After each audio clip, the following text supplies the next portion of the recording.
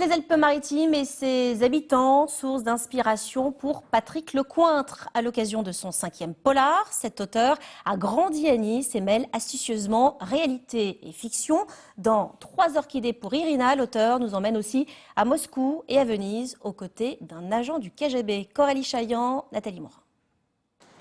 Dans les ruelles de Nice, l'écrivain Patrick Lecointre mène une double vie.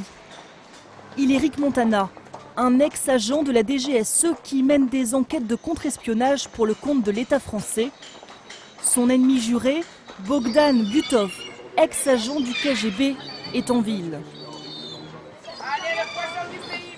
Dans ses polars, Patrick Lecointre mêle fiction et réalité.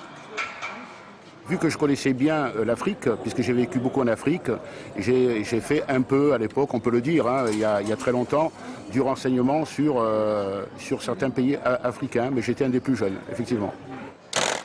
Rick Montana ne se déplace jamais sans cette mallette. À l'intérieur, l'attirail du parfait agent secret. Les enquêtes de Rick sont directement inspirées de l'actualité.